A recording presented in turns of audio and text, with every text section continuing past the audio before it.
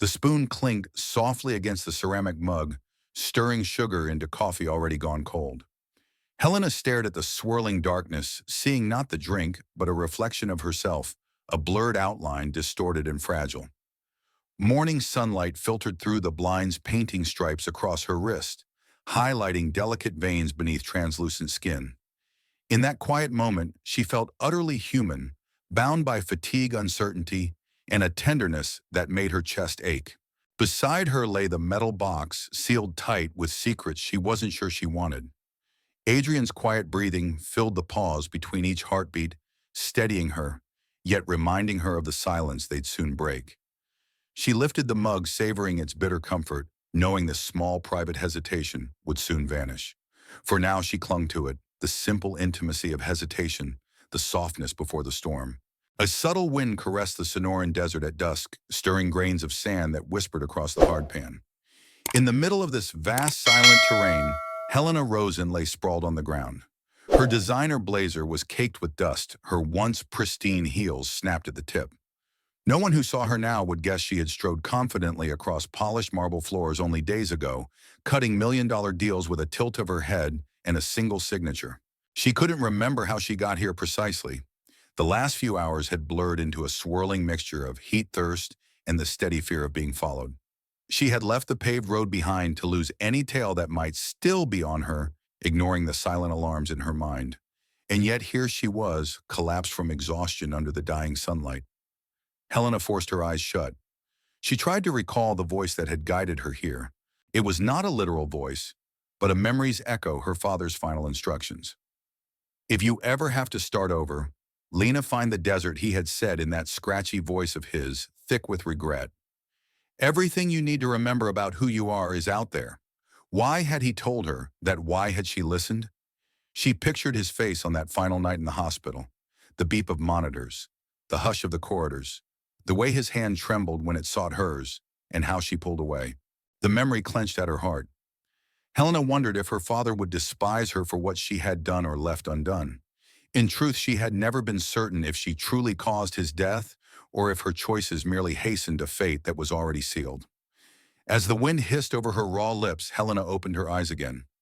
Night would be on her soon, and the desert nights in Arizona could be as lethal as the days. She tried to shift, felt a tear of pain in her side, and then everything went dark again. A single headlight cut through the gathering twilight. Adrian Reyes rode his aging ATV across the desert flats, scanning the horizon. He wore a battered brown jacket, his black hair tied back. By his side, strapped into a makeshift crate, was his Australian cattle dog named Ranger, ears perked and nose sniffing the air. Adrian had been returning from a supply run when he noticed an unusual skid of footprints weaving off the gravel road. Something about the pattern suggested confusion or desperation. He had learned to read footprints in the Marine Corps, though he rarely told that to anyone. People in the local town simply believed him to be a quiet mechanic who moonlighted as caretaker on a small ranch left behind by his uncle. He liked it better that way. Ranger barked once, and Adrian flicked off the headlight, scanning the ground with practiced eyes. There, half buried in sand, he saw the silhouette of a person, a woman, by the shape of it. He approached slowly. "Hey," he called, voice steady. "Ma'am." She did not move. Adrian parked the ATV and knelt beside her, carefully pressing 2 fingers to the side of her neck. Her pulse was faint but present. Dried blood matted a cut above her brow.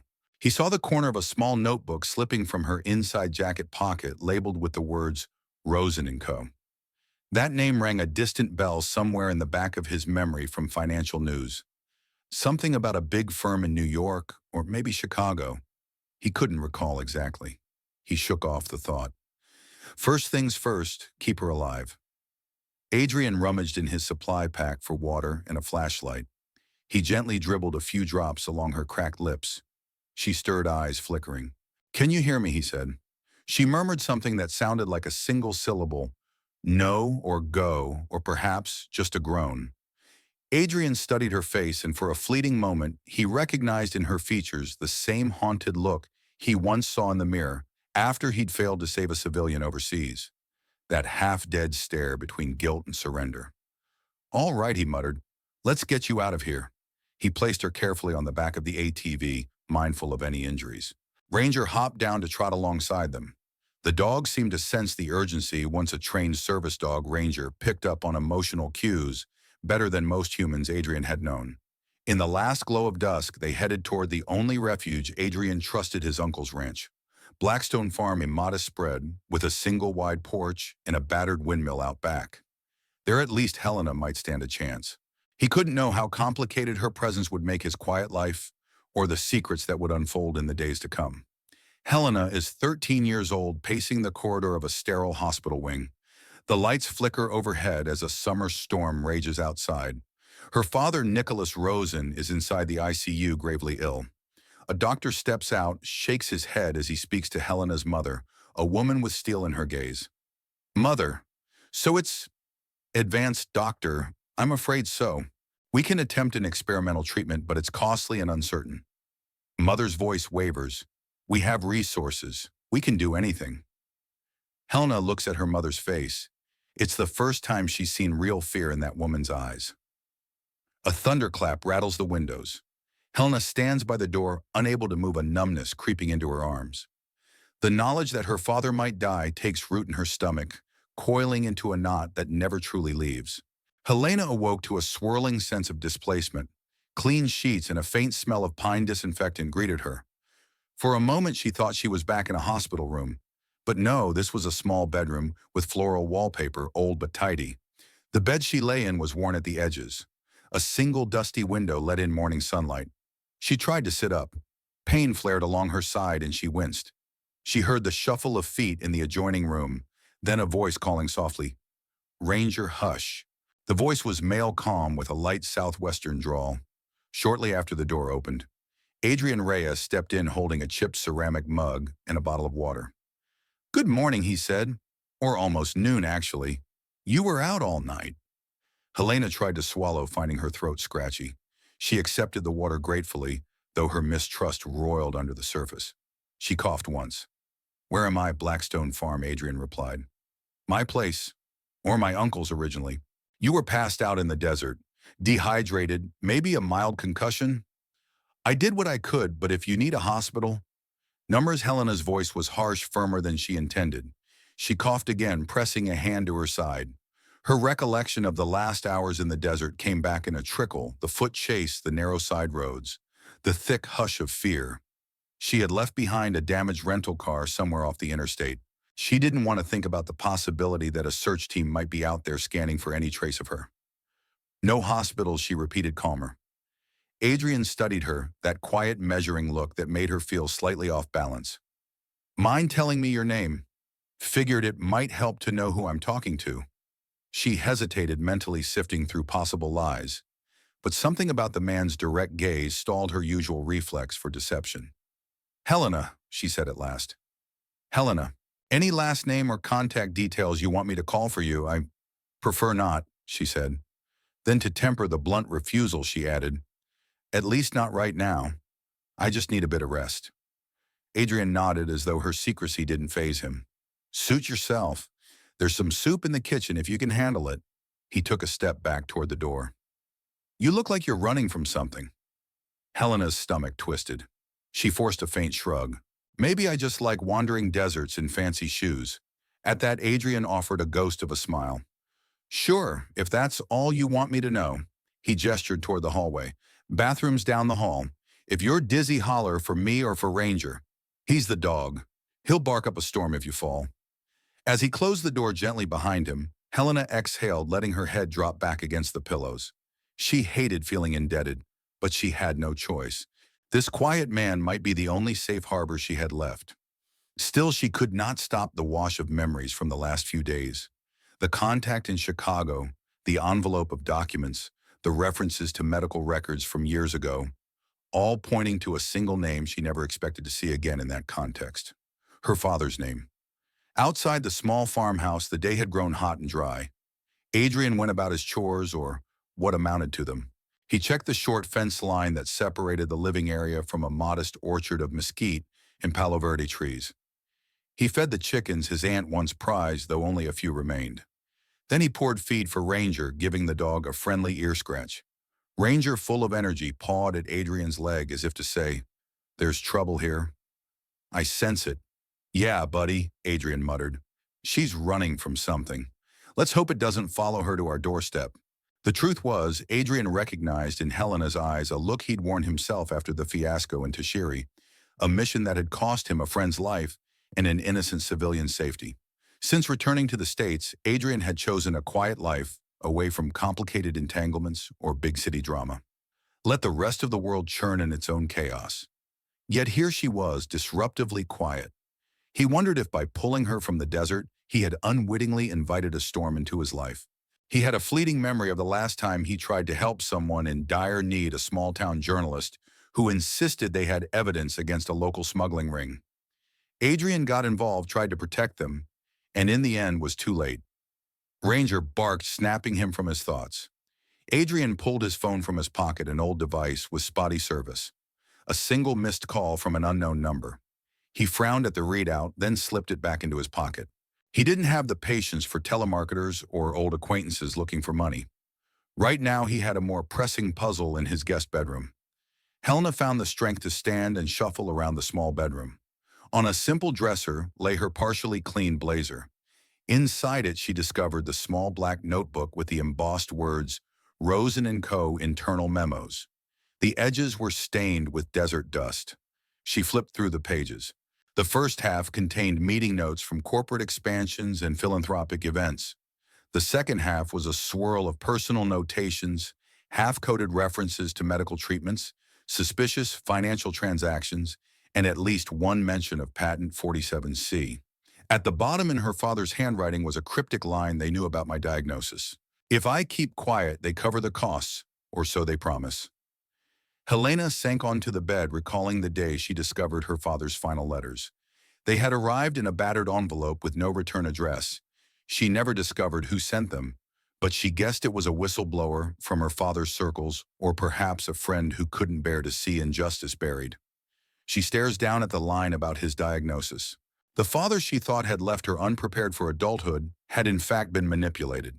She had spent years believing he refused advanced treatment out of pride, only to find out that behind the scenes, someone might have made sure his treatment was delayed or canceled. 2 weeks earlier, in a cold office in Chicago, Helena had confronted a man named Cormac Doyle, a longtime family advisor. He trembled as he slid the letters across the table. Cormac, there's nothing else I can do. Your father might have discovered something. Insurance fraud or corporate sabotage? I'm not sure. Helena, who's behind this Cormac, I can't say. But I can tell you your father's death was no accident. His illness could have been treatable if the right channels had been open. He hesitated, eyes flicking to the door. Cormac, they'll come for these documents. If they find out I gave them to you, I'm done. Helena pocketed them and walked out, her mind reeling. Over the next days, odd phone calls, cars that seemed to follow her in the night, a break-in at her apartment, she sensed a tightening noose. So she fled, uncertain whom to trust. Helena emerged from the bedroom around midday, wearing borrowed clothing that was a size too big, a faded flannel shirt and worn jeans. She found Adrian in the kitchen stirring something in a pot on the stove. The simple aroma, tomatoes, onions, perhaps some chili, made her stomach growl. He glanced over his shoulder. Feeling better, she nodded. A bit. Thanks for the clothes. He set a bowl of stew on the table. Hope it's edible. My cooking's not fancy. She slid into the chair. The weight of dehydration and exhaustion still dragged at her, but the hunger in her stomach overcame her pride. She lifted a spoonful, tasted, and exhaled a small sound of satisfaction. Better than I expected. Adrian allowed a half smile. Thanks, I guess. A quiet moment hovered between them, pregnant with unasked questions. Finally, Helena broke the silence. You live out here alone? He shrugged. Me ranger some chickens. Once in a while, I fix cars for folks in town. She noticed the lines of tension at his temples, the slight slump of his shoulders, as though carrying an invisible burden. That expression was one she recognized in herself. You're not curious about who I am, she asked, testing him. He took a moment to answer. I'm curious, he said at last. But I figure you'll tell me if you want to. She tapped her spoon against the rim of the bowl. So few people in her life had ever given her space to speak freely. Usually they demanded explanations or pried for secrets to use against her. This man's restraint unnerved her. It also oddly put her more at ease than she'd felt in weeks. In a different time, she might have teased him or deflected with a flirtatious comment. But the swirl of guilt and fear inside her had stripped away those old defenses. She felt raw. She said quietly, "Thank you for helping me."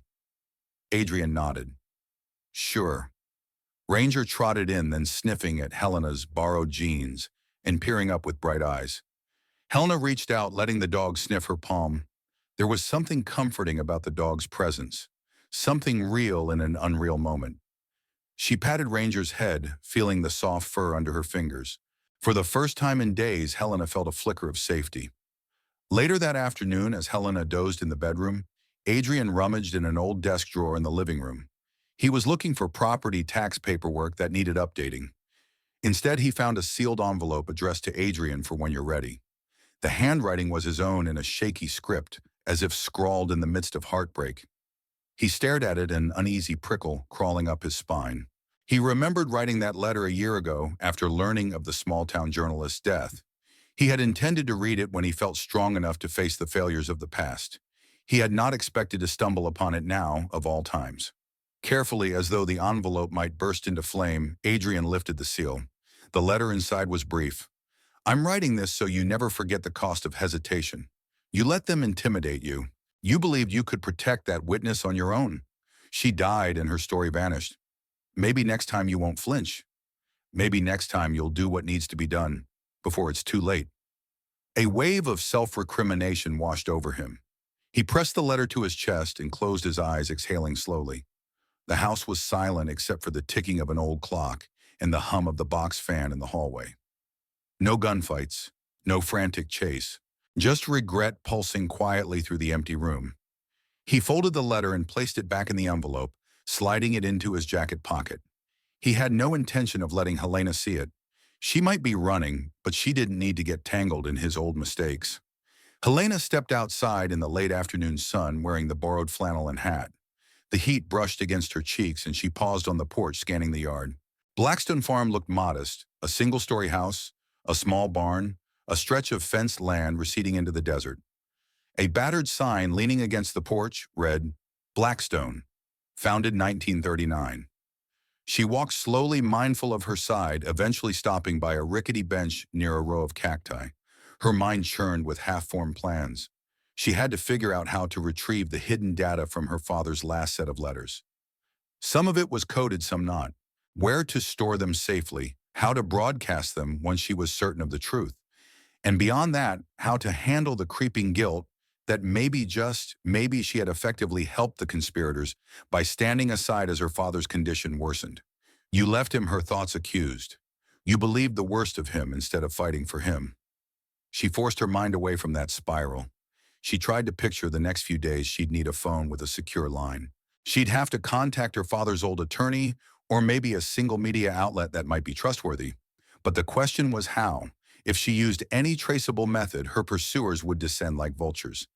The recollection of footsteps behind her in Chicago, the unmarked vehicle that nearly ran her off the road, sent a chill through her.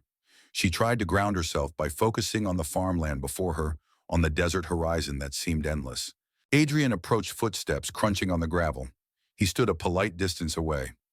"Not sure if you should be out in the sun too long," he said, "then thought you might want a phone." Her heart jumped. "Wait, are you offering me yours?" He shook his head. "Mine's old, but I found an extra prepaid device in a supply box. It's from some emergency kit my uncle had. Might still work if we get a signal." Helena gazed at him, uncertain. "Why would you do that?" Adrian gave a shrug that didn't quite mask his tension. "Because I'm guessing you need it, and I don't want you to pass out in my yard again if you decide to leave." She studied him carefully, searching for hidden motives. If he was trying to trick her into calling a certain number or revealing her location, she couldn't see it. He seemed genuine. She found herself nodding. "Thank you." He handed her a small flip phone, something out of the early 2000s, battered and sun-faded. "Battery's half charged. I'll see if I can rig a charger from the garage." She accepted it, folding her fingers around the device. "Thanks, Adrian." She paused, swallowing. "And I'm sorry for intruding." His gaze flicked down to the phone, then back up. "Nothing to apologize for. You didn't ask for help," I offered. With that, he turned and walked back toward the house, leaving Helena with a phone that felt heavier than it should have. Because along with the relief came the knowledge that once she made a call, she'd step back into the crosshairs of a world she had hoped to escape. She closed the flip phone and stared at the horizon. For now, she decided she would keep silent just a little longer. Somewhere 100 miles away in a sleek black SUV gliding down a desert highway, a phone buzzed. Marisol Hume, a tall woman with dark hair pinned in a practical bun, answered with a crisp greeting. The voice on the other end spoke only a sentence, but it was enough to send a ripple of anticipation down Marisol's spine. "They've found a trace of her near Tonopah," said the voice. "Possibly traveling under an alias. She might be heading south." Marisol ended the call with a curt "acknowledged." She tapped the driver's shoulder, then handed him a slip of paper with coordinates. "We head there now," she said simply. She'd spent weeks tracking Helena Rosen, following leads from Chicago to half a dozen small towns. In her line of work, the key was not to spook the prey too soon. Let them feel safe, then swoop in. The slightest misstep and Helena might vanish entirely, taking with her the secrets Marisol's employer so desperately needed suppressed. As the SUV sped along, Marisol gazed at the arid landscapes with no affection. She disliked the desert, too open, too exposed. But once Helena was found, that would be the end of it. No more dusty roads or cheap motels. A quick extraction, a handover of all that incriminating data, and Marisol could collect her payday. She checked the gun in her shoulder holster out of habit. She didn't expect to need it. This was, after all, a corporate matter, not a blood feud. People like Helena Rosen usually folded at the first credible threat to their livelihood. Still, Marisol thought Riley better to be prepared. That evening, Helena tried the prepaid phone. No signal. She climbed onto the porch rail for better reception. Still nothing but a flickering single bar. She cursed under her breath, then retreated inside. She found Adrian in the living room watching an old Western on a small TV. The color was washed out, but the tinny speakers carried enough of the dramatic soundtrack to give the film a lonely feel. She hovered near the doorway. "Is there a trick to getting cell service out here?" He muted the TV, turning in his seat. "Some spots. If you drive 5 miles up the North Ridge, you might get a bar or two. There's an abandoned watchtower on top. I can take you in the morning. Or I could rig an antenna here, but that'd take time." Her frustration simmered, but she kept her tone level. "Morning is soon enough." She perched on the arm of the couch, eyes drifting to the TV. A dusty cowboy faced down a group of bandits. The scene felt oddly parallel to her own predicament. She was no gunslinger, but the sense of cornered tension resonated. "You like old westerns?" she asked softly, more to break the silence than real curiosity. Adrian nodded. "They were my uncle's favorite. He used to say they reminded him that good men can stand against the odds, even if the world's stacked against them. Is that what you believe?" She realized she sounded more vulnerable than she intended. Adrian pressed his lips into a thin line. "I used to. Maybe I'm trying to again." Something in his answer tugged at Helena's guarded heart. She wanted to ask more, but the exhaustion of the day weighed on her. "I'll leave you to it," she said. As she stood, she felt his gaze linger, measuring, uncertain. She wondered if behind his calm exterior, he wrestled with as many ghosts as she did. Late that night, Helena found herself jolted awake by a nightmare. She dreamed of hospital corridors echoing footsteps her father strapped to machines. And then, inexplicably, the monitors morphed into corporate stock tickers, blaring losses red lines. She stood at a glass window looking in on him, but the door was locked. She had the key but refused to open it. She sat upright, heart hammering. Her vision adjusted to the dim shapes of the bedroom. A sliver of moonlight slipped through the curtains, illuminating the dusty floor. She rubbed her temples, trying to steady her breath. "Am I truly to blame?" she asked herself in the quiet. "Or am I just punishing myself because it's easier than admitting I was too naive to see the betrayal around me?" Unable to rest, she slid out of bed and walked to the living room. The old floorboards creaked beneath her. In the faint glow from a lamp left on in the corner, she saw Adrian sprawled in the armchair, fast asleep, the TV now off. Ranger dozed at his feet. A half-empty mug of coffee rested on a side table gone cold. For a moment, Helena considered rummaging for the keys to the truck, or the ATV simply vanishing into the night. But she banished the thought. She was too exhausted, too uncertain, and a part of her didn't want to betray the little trust Adrian had shown. She sank onto the couch, letting the quiet surround her. This was a second quiet emotional beat. No gunfire or dramatic confrontation. Only the hush of a desert night and two wounded souls under one roof. Eventually, Helena succumbed to her fatigue. She curled into a corner of the couch and closed her eyes, drifting into a restless sleep. Neither she nor Adrian noticed Ranger lifting his head, ears twitching at the distant rumble of an approaching engine somewhere beyond the ranch's boundaries. Dawn broke in soft hues of pink and orange. Adrian and Helena set out on the ATV Ranger, bounding alongside them for the first half-mile. Then the terrain grew steeper and the dog stayed behind at Adrian's whistle. The track wound around rocky outcroppings and cacti, climbing gradually toward a ridgeline. The crisp morning air smelled of creosote and dust. Helena clutched the side of the ATV seat, feeling each bump jostle her bruised ribs. She squinted at the bleached sky. It felt surreal to be riding with a near stranger through this rugged land, chasing the faint hope of a phone signal. After nearly half an hour, they reached a plateau where a rusted metal structure towered above them, an old watchtower from the 1950s perhaps. Graffiti stained the lower beams. Adrian killed the engine and they hopped off. "Best spot for a signal," he said, "though it's not always guaranteed." Helena flipped open the prepaid phone and checked the bars. At first, nothing. She moved around, climbing onto a concrete block near the tower's ladder. One bar flickered, then vanished. She tried again. Then 2 bars, enough to attempt a call or a text. Her heart thudded. She hesitated, glancing at Adrian. He stood a few paces away, arms folded, giving her space. Still, she felt his silent watchfulness. Tapping out a text to the one contact she believed might still be loyal, a forensic accountant named Tatiana Weir, she typed, "I'm safe. Need more info. Did you confirm father's records? Let me know next steps." She pressed send. The phone paused, struggling. Then a beep indicated the message was out. Helena let out a breath she hadn't realized she was holding. She stared at the phone, half expecting an immediate response. Minutes passed, the bars flashed, but no reply came. At last, she snapped it closed, turning to Adrian. "That's it. I'll wait. There's no one else I can trust." He nodded, but she saw a shadow flicker behind his eyes. "Ready to head back?" he asked. Before she could reply, the rumble of an engine on the lower slope caught their ears.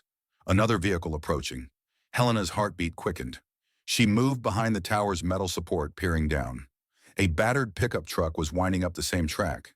It could be a local, or it could be someone else entirely. She gave Adrian a sharp look. "Expecting visitors?" He shook his head. "No one comes up here much." She clenched the phone, her mind racing. If it was Marisol or whoever hunted her, they'd be armed or at least prepared to corner her. She refused to let fear override her logic, but her body tensed involuntarily. Adrian gestured for her to stay put. He walked a few steps forward, scanning the track with narrowed eyes. As the truck drew nearer, it slowed. Helena spotted an older man in the driver's seat wearing a baseball cap. The man tilted his head, recognized Adrian, and gave a friendly wave. "That's just Tobias," Adrian murmured, relief evident. "A neighbor from the next spread over, searching for lost goats or something." Sure enough, the truck sputtered to a stop, and the man leaned out the window. "Hey there, Reyes," he called in a raspy drawl. "Didn't think I'd run into you this early. Looking for a few runaways. My fence broke last night." Adrian walked over, exchanging a few words about the goats and promising to keep an eye out. Helena eased out from behind the tower, feeling a flush of embarrassment at her paranoia. "But it's not paranoia if someone truly is chasing you," she reminded herself. A wave of tension still rippled through her. She realized then just how keyed up she was, how one unexpected truck was all it took to jangle her nerves. Adrian wrapped up his conversation, returning to her side. "We can head back. Tobias is just doing his rounds." She exhaled. "All right." They climbed onto the ATV, descending the ridge with an uneasy calm. Helena's thoughts churned. If she reacted this strongly to a false alarm, how would she keep her composure when the real threat arrived? Back at Blackstone Farm, a single envelope awaited them on the porch. There was no stamp, no address. Someone must have hand-delivered it while they were gone. Adrian picked it up, brows furrowed. "This doesn't look like local mail." Helena approached, her pulse climbing. "Who would leave that?" He shrugged, handing it to her. "Maybe for you if they traced you here." The envelope had her name scrawled in neat, almost feminine script, Helena Rosen. She felt a cold dread settle in her stomach. Tearing the seal, she pulled out a single piece of paper. Her eyes widened as she recognized the letterhead Rosen and Co. from 7 years ago. A letter from her father dated not long before his death. She read in silence, her hands trembling. My dearest Lena, I wish I could tell you this in person. The experimental treatments, someone blocked them. I suspect there's a bigger agenda. They demanded I keep silent about the compromised study results. But I fear your involvement too. Did you sign those documents removing my eligibility? I can't believe you'd do that knowingly. If you did it believing I was in the wrong, I forgive you. But you have to know the truth. You let them cut me off from my last hope. And still I love you. I've always loved you. If you see this letter, it means I couldn't confront you myself. Please, set things right. Helena's breath caught in her throat. She could see Adrian's concerned gaze, but she couldn't meet his eyes. The page nearly slipped from her grasp. The final lines hammered at her senses. You let them cut me off from my last hope. She read it again, tears scalding her eyes. A swirl of shame and anger twisted inside her. Recalling how, in the months before her father's death, she had signed a series of administrative reorganization documents under pressure from higher executives. She never read the fine print that might have relegated her father's advanced treatments to a lower priority, never imagined it was anything more than a cost-saving measure. Yet here it was spelled out in her father's own words. She was partly responsible. She had unwittingly cooperated with those who wanted him gone. She pressed a hand to her mouth, stifling a gasp. The letter's final line read, I can't hate you, Lena.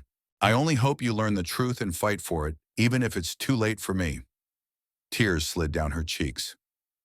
This was tangle number one, the irreparable knowledge that Helena had through her ignorance or misguided trust in the corporate system facilitated her father's death. Helena stood on the porch steps of Blackstone Farm, the letter in her hand trembling. Morning light stretched across the yard in pale yellow beams, illuminating dust motes that seemed to hang in midair. She felt as though the ground beneath her had turned to quicksand. Each moment she risked sinking deeper into guilt. Adrian hovered a few steps away. His dark eyes flicked from the letter to Helena's ashen face. He didn't press her with questions, but she sensed his concern. She wanted to speak, to explain, yet words deserted her. Instead, she pivoted from him, crossing to the porch rail, where the battered sign with Blackstone, founded 1939, leaned. She needed the physical support of something solid. Her father's letter was still clenched in her fist. Inside, it felt as though a scythe had sliced through her final illusions. She'd told herself that yes, her father's cancer was advanced, and yes, corporate politics sometimes led to questionable allocations of resources, but never had she fully admitted her complicity. Not until reading his own words. You let them cut me off from my last hope. Each syllable reverberated like a hammer on her chest. That line was tangle nar one, the knot in her conscience now laid bare. She closed her eyes, exhaling shakily. How could I ever atone for that? Quietly, Adrian stepped closer, his footfalls creaking on the old boards. He held out a glass of water. You okay? She accepted it with a curt nod, her voice subdued. Not really, she managed. Then in a near whisper, I owe you some truth. I'm not who I said I was. Adrian said nothing, simply waiting. That steady patience unnerved her. Usually people pounced on the slightest revelation, pushing for more details, more secrets. But he let her speak at her own pace. She swallowed hard. My real name is Helena Rosen. My father, Nicholas Rosen, ran a major investment group. I ended up part of that world by default, and at some point I signed documents without realizing how they'd be used. Her eyes dropped to the letter. They canceled the one experimental treatment that might have saved him. Adrian's gaze flicked to the letter, then back to Helena's haunted face.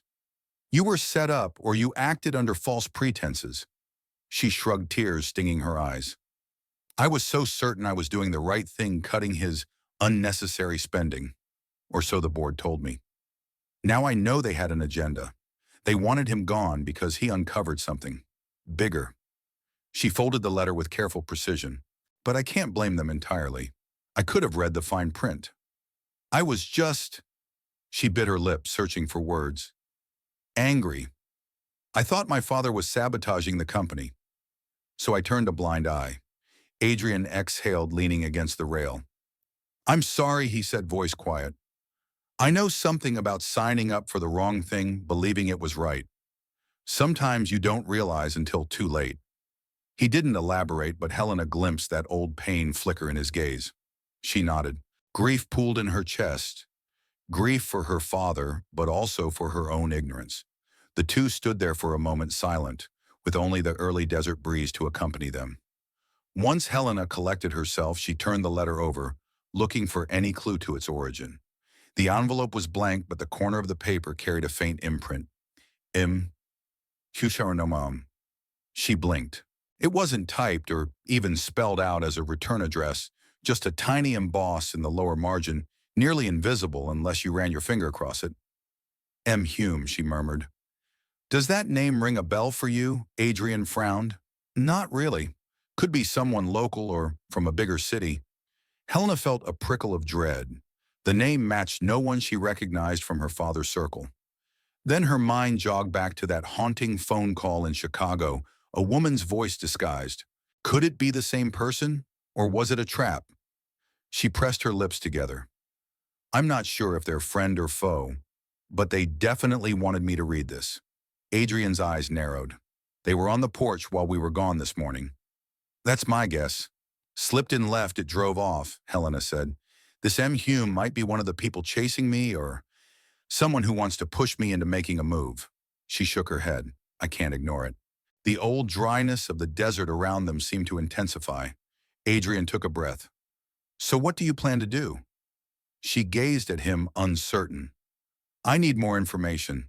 I sent a text to a contact, Tatiana Weir, asking for details on my father's records.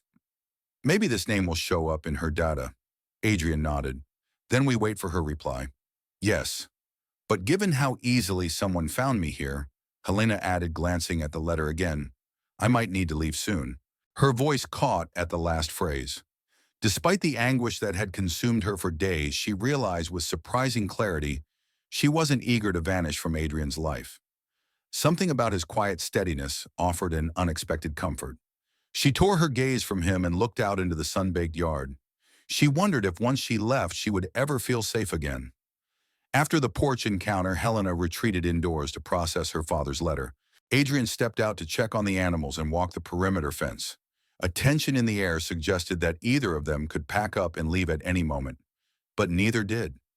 Shortly before noon, Helena found Adrian in the barn, rummaging through old boxes of mechanical parts.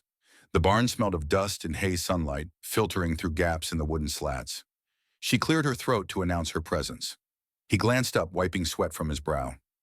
Hey, she stepped carefully around a coil of fencing wire. I wanted to thank you for listening. Adrian set down a rusted car part. No need for thanks. Just common decency, I guess. She nodded. An awkward silence stretched. She looked around at the stacked crates. Her eye caught a battered file box labeled Martinez. Discharge papers. Adrian, she said softly. I know you were in the military. Did something happen that made you end up out here? A flash of discomfort rippled across his face. He hesitated, then gestured for her to follow him deeper into the barn where a pair of wooden stools sat. He took one seat, she took the other. A mosaic of half-light played across the dusty floor, as if the barn itself was uncertain about letting in the day. He rested his elbows on his knees, speaking quietly. I served in the Marines for a while, overseas deployments, tough missions. Then I got out, tried to go back to normal life. But I took on a side job, you could say, using some of my old skill set. Helena listened intently. She recalled that he'd mentioned protecting a journalist or something similar. Now at last the details came out. Flashback Adrian's POV 2 years ago. Adrian stands in a rundown motel parking lot at twilight. He's meeting a nervous woman with short-cropped hair, Serena Holt, an investigative journalist who claims to have evidence linking a local smuggling ring to an international conglomerate. She's desperate for protection, having received death threats. Adrian, strapped for cash and haunted by a sense of moral duty, agrees to guard her. Days turn into weeks. They hide in safe houses, Adrian always one step ahead of the threats, until one night he underestimates the reach of their enemies. A single phone call lures him away with false information about a possible infiltration. By the time he returns, Serena's gone. He finds her body in a deserted warehouse, evidence stolen. The local police call it a robbery gone wrong. Adrian knows it was a targeted hit, and he blames himself for letting her out of his sight. Adrian paused, his gaze fixed on the barn floor. That broke something in me, he confessed. I walked away from the city from trying to save anyone. Came out here to the ranch, my uncle left me thinking I'd bury my regrets in the desert. Serena was a good person. She didn't deserve to die like that. Helena's chest tightened. I'm so sorry, she whispered, feeling an echo of her own guilt. But you tried to protect her. He let out a harsh laugh. Tried, she's still dead. He looked at her eyes charged with sorrow. So yeah, I recognize that look in you. That guilt you carry like it's a cross you can't set down. I know what it's like to walk around thinking, if I'd just done one thing differently. She swallowed. The parallels between them felt almost painful, as though the universe had thrust two broken souls into the same place and said, figure it out. In that moment, they shared a quiet, wordless empathy that only those who have tasted regret can understand. Their moment of raw honesty was interrupted by the sudden ring of Helena's prepaid phone. She jumped, fumbling it from her pocket. Adrian rose, tension visible in his stance. Helena glanced at the screen, no caller ID. She flipped it open. Hello. A breath of static. Then a female voice, faint but urgent. Helena, it's Tati. Are you there, Tatiana? Helena exclaimed, relief flooding her tone. Adrian watched quietly, standing by. Listen, I can't talk long, Tatiana's voice crackled. I got your text. I've been digging into your father's corporate files. It's bigger than we imagined. Shell companies, fraudulent clinical trials, somebody orchestrated the cover-up of his treatment, possibly the same group that blocked him from receiving therapy. Helena's knuckles whitened on the phone. I knew it. Did you see a name? M. Hume, maybe? A pause. Yes, Tatiana said slowly. Marisol Hume. She's been listed as a consultant on several private contracts tied to Rosen & Co. My guess she's not a friendly?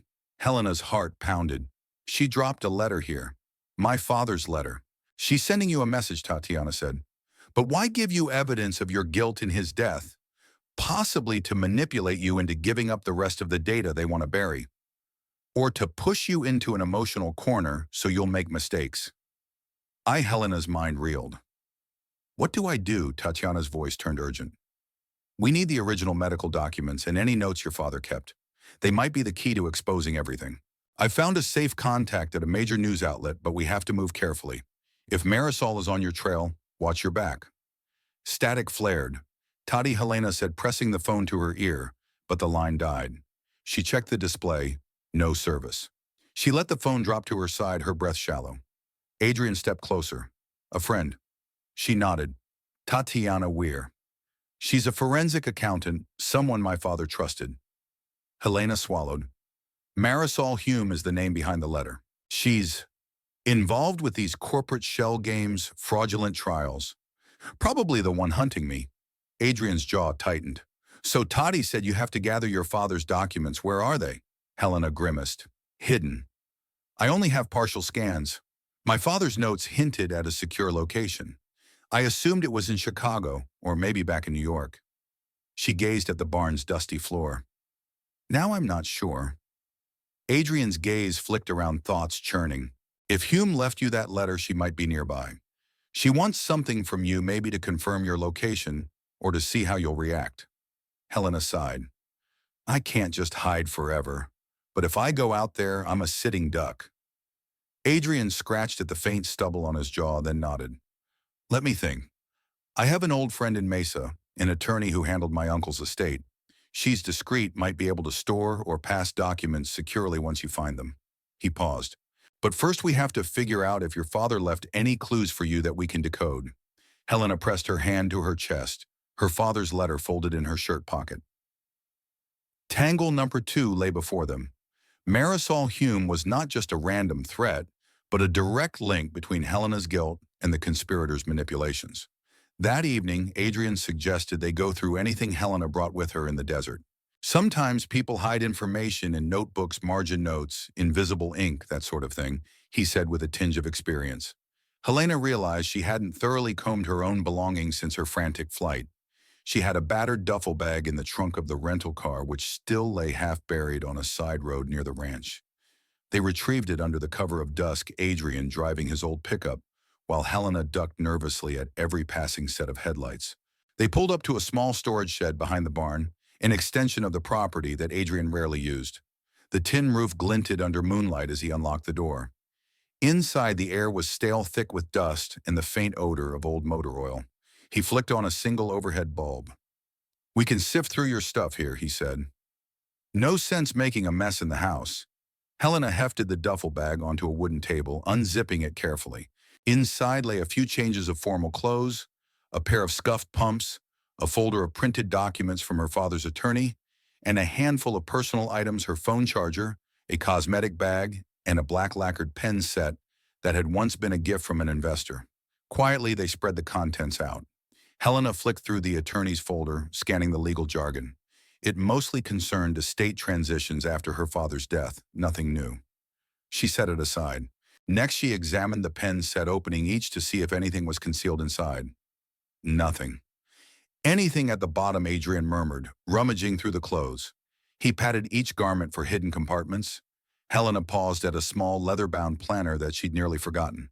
It was stuffed in an interior pocket, edges worn. She used to track her father's health appointments in it, back when she believed she could fix everything if she just scheduled it properly.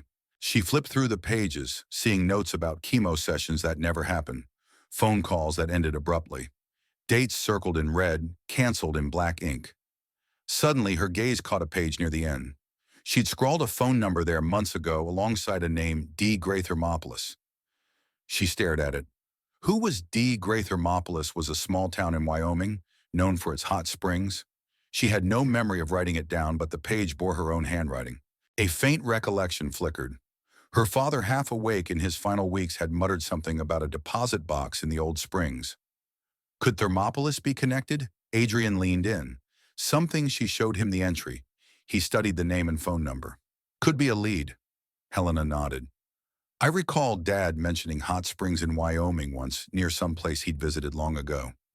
If he stored documents somewhere, maybe that's it. They locked eyes. A possibility stirred in Helena's mind. What if the crucial evidence, the original medical records, are hidden there? She closed the planner. Heart pounding. We have to check it out. Another hush settled between them, the single bulb casting elongated shadows on the floor. In the corner, a cricket chirped, oblivious to the weight of the moment. Before they could solidify any plan, the night air outside the shed lit with the faint glow of headlights approaching the ranch. Helena's spine went rigid. Adrian switched off the overhead bulb, plunging them into darkness. They listened as the sound of a vehicle idled near the porch. Adrian gestured for Helena to stay low. He inched to the doorway, peering out. A black SUV with tinted windows sat at the edge of the farmhouse's yard, engine purring. Helena's heart hammered. Could that be? Likely, Adrian muttered. He reached behind the door, retrieving a flashlight and a metal pipe, less a weapon than a tool, but it was something. Stay here, he whispered. If it's a neighbor lost, I'll wave them off. But if it's not? She grabbed his arm, voice trembling. Be careful. Stepping out into the open, Adrian switched on the flashlight, aiming it at the SUV. The high beams from the vehicle clicked on, momentarily blinding him. He shielded his eyes, calling out, You're on private property. State your business. There was a pause. Then the beams cut off. A moment later, the driver's side door opened. A woman emerged, tall and poised, black hair slicked back in a low bun. Her face was shadowed by the faint moonlight, but Helena felt certain from the silhouette it was a match for the name Marisol Hume. Good evening, the woman called, calmly stepping forward with measured grace. I'm looking for someone. Adrian stood his ground. Not many folks out here. Who'd you lose? Marisol stopped a dozen feet from him, hands visible at her sides. She seemed practiced at showing no threat. I'm searching for a friend. She goes by Helena, or sometimes other names. Have you seen a woman traveling alone? A flicker of tension twisted Adrian's expression. He kept his tone even. No one here but me. Marisol cocked her head, regarding him coolly. Interesting. I've been told she was in this vicinity. Adrian shrugged. Could be. We get the occasional wanderer. But I've seen no one. Marisol's voice was smooth as silk. If you do cross paths with her, let her know I'm here to help. She shouldn't be running alone. You might give her my card. She slipped a small black business card from her pocket, extending it. Adrian didn't move to take it, so she set it on a fence post. I'll be in the area for another day or two. The desert can be unforgiving. With that, she inclined her head and returned to the SUV. The vehicle backed up, then turned around, disappearing down the driveway. The entire encounter took barely a minute, but Helena felt as though she'd been holding her breath for hours. In that short exchange, Tangle number 2 took physical form. Marisol was here exuding polite menace, a living reminder of the forces behind Helena's father's death. Adrian re-entered the shed, locking the door behind him. Helena's eyes were wide. That was her, wasn't it, Hume? He nodded, breath unsteady. She didn't push any confrontation. Maybe she's testing us, or she's trying to keep the upper hand by not showing aggression. Helena rubbed her arms, chilled despite the warmth. She said she's here to help. That's nonsense. She must want the documents or to bury them for good. Adrian placed a gentle hand on her shoulder. We can't stay here. You said something about Thermopolis, Wyoming. Let's leave first light. Grab your stuff, vanish on back roads. She swallowed. What about you, if she finds out you lied? He tightened his jaw. She's already suspicious. If I stay, she'll lean on me until she gets answers. Might not end well. A pang of guilt twisted in Helena's gut. She didn't want him risking everything for her, but the alternative, leaving him behind, made her chest hurt. She gave a short nod. All right, we go together. Their next step crystallized: head to Thermopolis in search of Nicholas Rosen's hidden deposit box. Possibly Tangle number 3 awaited them there. They rose before sunrise. Helena packed her meager belongings, leaving behind the fancy heels she once prized useless in the desert. Adrian filled the pickup with gas from a spare canister, double-checking the engine. Ranger sensed the tension pacing with whining whimpers. As they loaded up, a memory enveloped Helena. Flashback Helena. 4 months ago, she sits in a luxurious boardroom, the walls lined with glass. The CFO of Rosen & Co. slides a folder her way, voice calm but insistent. We need your signature on these cost reduction measures, Miss Rosen. We can't keep hemorrhaging resources on unproven treatments. Helena, emotionally exhausted from dealing with her father's erratic behavior, lashing out at the board, claiming conspiracies, signs the pages in a swirl of frustration. She never opens them to read the details about how those cost reductions specifically target her father's specialized medical coverage.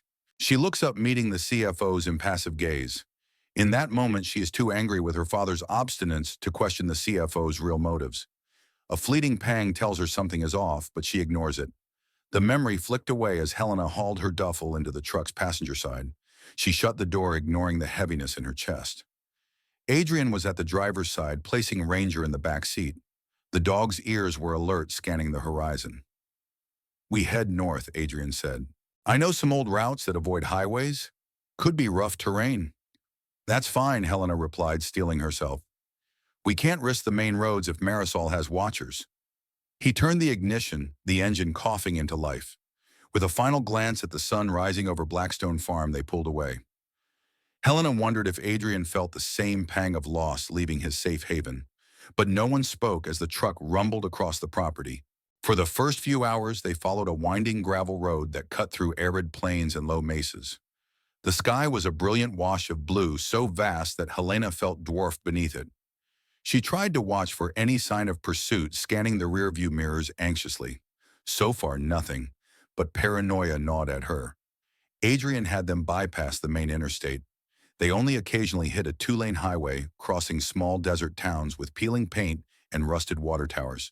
They stopped briefly for gas and supplies, paying cash to avoid leaving a trail. Somewhere near the Arizona-New Mexico border, they pulled into a deserted, scenic overlook to stretch their legs. A battered historical sign declared the site a vantage point for an ancient trade route. Helena eyed the sign, reading the bullet holes peppering it. Looks like it's been used for target practice, she muttered. Adrian slid his hands into his jacket pockets. Out here, folks do what they want, with little oversight. Helena paced the overlook, the wind tugging at her hair. Then her phone buzzed. She scrambled to retrieve it, hoping it might be Tatiana. But the caller ID read unknown. She stared at Adrian, who nodded for her to answer. She flipped it open. Yes, a quiet rasp on the line. Then a voice that made Helena's blood run cold. Marisol Hume. Good to hear you haven't turned that phone off, Marisol said calmly. You're traveling, I see. A wise move, but also pointless. We can track you if we choose. We can intercept you at any moment. Helena's mouth went dry. What do you want? Marisol's next words were chilling. A simple exchange. You bring me the full set of your father's records, the real ones, not the scraps. I'll make sure no further harm comes to you. Or to Mr. Reyes. You have my word. Ranger barked softly from the truck, as though sensing Helena's fear. She tried to keep her voice from shaking. Why bother with an exchange if you can intercept us? Why leave me that letter on the porch? Marisol gave a cold, almost pitying laugh. Leverage Ms. Rosen. You need to feel your father's final condemnation so you understand how high the stakes are. Guilt is a powerful motivator. I want you to bring me those documents willingly, not destroyed out of spite. Because if you destroy them, I promise you, everyone close to you will pay the price. Helena's heart hammered. Everyone close, that includes Adrian. She forced her voice to remain steady. Where do you propose we meet? Marisol's tone was all business. Somewhere neutral. I'll be in contact once you've retrieved what you need. In the meantime, do try to stay safe. The desert has so many accidents. The line clicked dead. Helena stared at the phone. Adrian stepped closer, quietly taking it from her hand and shutting it. She's messing with you, Helena swallowed. She has resources. She might be able to track the phone, or get local help. She could manipulate the authorities for all I know. Adrian nodded grimly. We keep moving. Thermopolis is still the goal. If the real evidence is there, we can end this on our terms. He guided her back to the truck. As she settled in the passenger seat, Helena felt the inexorable churn of dread. She pressed her hand to her father's letter folded in her jacket, trying to draw courage from his final words. Set things right. She did not realize Tangle number 3 was already at play. Marisol intended to manipulate them step by step using Helena's guilt as a weapon. It would unravel more fully before they reached the border. The hours rolled on. Winding roads, the hum of tires on asphalt, the endless desert. The tension in the truck's cabin grew heavier, as though each mile demanded a reckoning they both feared. Eventually, Helena noticed Adrian's quiet turning to gloom. He hardly spoke unless necessary, hands tight on the steering wheel. She picked at a thread on her borrowed shirt, trying to gather the courage to address the elephant in the room. Look, she said softly. I know this is all on me. If you need to bail, I'd understand. He kept his gaze on the road. What do you mean, she exhaled. This was your safe place, Blackstone. Now you're on the run with me in the crosshairs of a powerful enemy. I don't want you to feel stuck.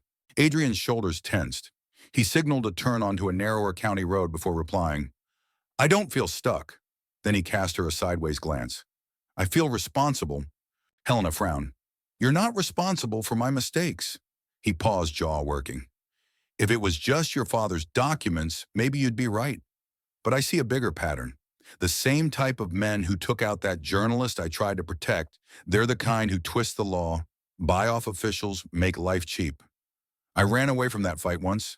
I won't do it again. A pang of understanding slid through Helena.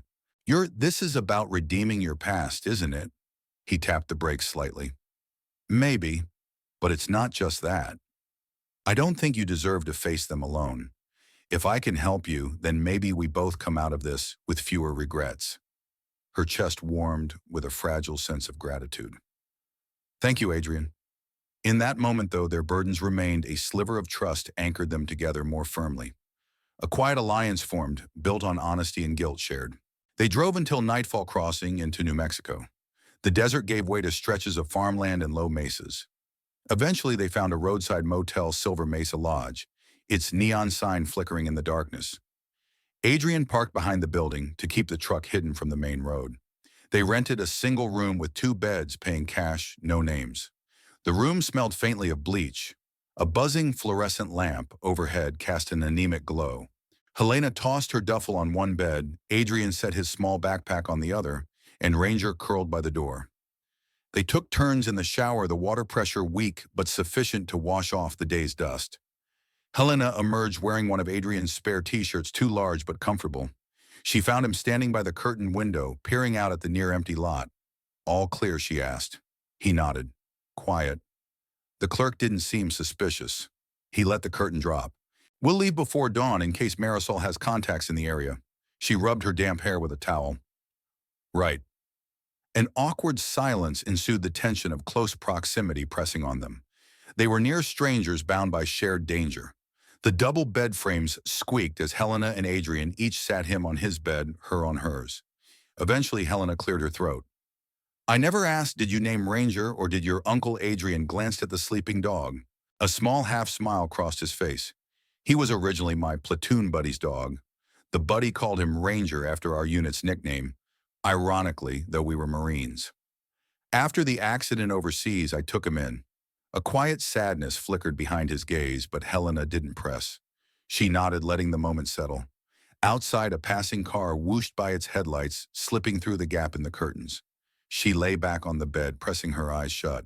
Sleep seemed distant, but she wanted to rest. Guilt gnawed at her. She thought of her father's final letter. She thought of the unstoppable presence of Marisol Hume, who had them in her sights. No matter how far they drove, it felt like the shadow of betrayal followed them. Sometime in the middle of the night, Helena jolted awake, heart pounding. The room was dark, lit only by a cheap neon glow seeping through the curtain from the motel sign. She realized she must have dozed off. Her eyes adjusted, scanning for Adrian, but she didn't see him. Ranger lay near the bathroom door, tail thumping softly as Helena rose. She patted across the worn carpet to the bathroom, noticing the door was ajar and the light inside was off. No sign of Adrian. A flicker of concern pricked her. Had he gone outside, she inched the front door open. The motel balcony was quiet except for the hum of a nearby soda machine. Moonlight bathed the row of rooms. She spotted Adrian at the far end of the balcony, leaning over the metal railing. She took a breath and went to him. He didn't turn as she approached. She could see the tension in his posture, his hands gripping the rail. She stepped beside him, glancing at his face. Shadows crisscrossed his features. You okay? She whispered.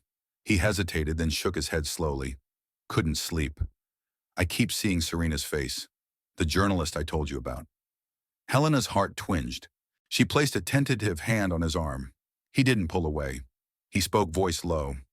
I see her eyes sometimes looking at me, asking why I wasn't there in time. Why I believed a stupid phone call left her unguarded. Helena swallowed. You were just one person.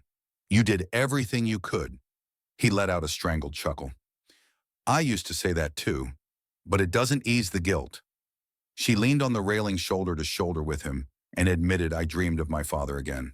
In a hospital bed, tubes everywhere. He tried to speak, but I wouldn't listen. I signed those papers. Sometimes it feels like I personally pulled the plug. Adrian turned, meeting her gaze. Under the moonlight, she saw the unshed tears in his eyes. We both let someone down, he said. So maybe we get to fix something this time. A silent understanding passed between them. Guilt recognized guilt. Pain recognized pain. And in that tenuous kinship, they found a reason to keep fighting. They stood there a while, not speaking, simply sharing the quiet hush of midnight. A second quiet, emotional beat. No chase, no gunfire, just two wounded souls bound by regret, longing for redemption. The next morning, they set off early again, crossing the state line into Colorado by midday. Helena kept the phone powered off to avoid giving away their position. She cradled her father's planner in her lap, occasionally flipping to that D. Gray Thermopolis note. The question of who D. Gray was loomed. Soon the desert gave way to rolling hills.